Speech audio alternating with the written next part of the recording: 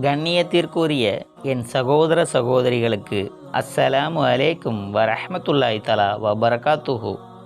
ஒரு கிராமவாசி நபி அவர்களிடம் ஈமான் கொண்டு நபி அவர்களை பின்பற்றினார். பின்னர் அந்த மனிதர் நபி அவர்களிடத்தில் சென்று, உங்களுடன் நானும் ஹிஜ்ரத் பயணம் செய்கிறேன் என்று கூறினார்.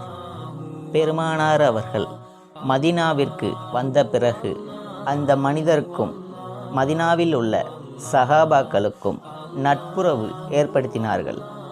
அந்த கிராமவாசியும் மதினாவில் உள்ள சஹாபாக்களுடன் தோழமையாக இருந்தார்கள். அச்சமயத்தில் ஓர் போர் நடந்தது. அப்போரில் நபித்தோழர்கள் வெற்றியடைந்த பிறகு பொருட்களை பங்கு வைத்தார்கள். சஹாபாக்கள் போரில் கிடைத்த பொருட்களை பங்கு வைக்கும்போது அந்த கிராமவாசிக்கும் ஒரு பங்கினை எடுத்து வைத்தார்கள். அந்த கிராமவாசியோ தன்னுடைய தோழர்களுடைய கால்நடைகளை மேய்த்துவிட்டு வீடு திரும்பி கொண்டிருக்கும்போது சஹாபாக்கள் அந்த பொருட்களை அவரிடம் கொடுத்தார்கள். இது பற்றி அவர் விளக்கம் கேட்டபோது, போரில் கிடைத்த பொருட்கள் உங்களுடைய பங்கு என்று சஹாபாக்கள் பதிலளித்தார்கள். உடனே அவற்றை எடுத்துக்கொண்டு அந்த கிராமவாசி நபி அவர்களை சந்தித்தார்கள். அந்த கிராமவாசி அந்த பொருள் பற்றி நபி அவர்களிடம் விளக்கம் கேட்டார்கள். நபி அவர்களோ இவை உங்களுக்கு சொந்தமானது என்று கூறினார்கள். உடனே அந்த கிராமவாசி, இதற்காக நான் உங்களை பின்தொடரவில்லை என்று கூறினார்கள். நான் உங்களை பின்தொடர்ந்து இஸ்லாத்திற்காக ஷஹீதாக வேண்டும் என்று அந்த கிராமவாசி கூறினார்கள்.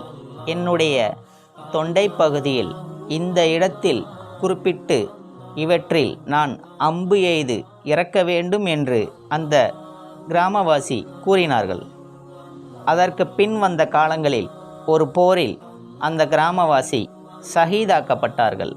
அவர்கள் எந்த இடத்தை குறிப்பிட்டு காண்பித்தார்களோ அதே இடத்தில் அம்பு எய்து கொல்லப்பட்டார்கள்.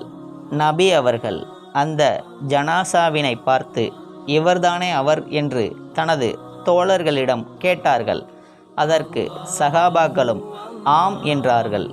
உடனே பெருமானார் அவர்கள் கூறினார்கள், இவர் அல்லாஹுவை உண்மைப்படுத்தினார், எனவே அல்லாஹுவும் இவரை உண்மைப்படுத்தினார் என்று பதிலளித்தார்கள். உடனே பெருமானார் அவர்கள் தான் மேல் அணிந்திருந்த சட்டையினை கழற்றி அவருடைய ஜனாசாவின் மீது போர்த்தி விட்டார்கள். பிறகு அவருக்கு நபி அவர்கள் ஜனாசா தொழுகை நடத்தினார்கள்.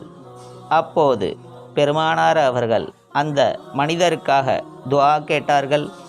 இறைவா, இதோ இந்த அடியார் உன் பாதையில் ஹிஜ்ரத் பயணம் மேற்கொண்டு உன் பாதையில் ஷஹீதாகி உள்ளார், இவருக்கு நானே சாட்சியாவேன் என்று பெருமானார் அவர்கள் கூறினார்கள்.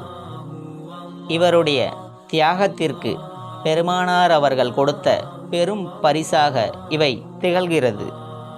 மேலும் இது போன்ற சிறந்த தகவல்களுக்கு என் சகோதர சகோதரிகள் லைக் பண்ணுங்கள், ஷேர் பண்ணுங்கள், நம்ம சேனலை சப்ஸ்கிரைப் பண்ணுங்கள். அல்ஹம்துலில்லாஹ்.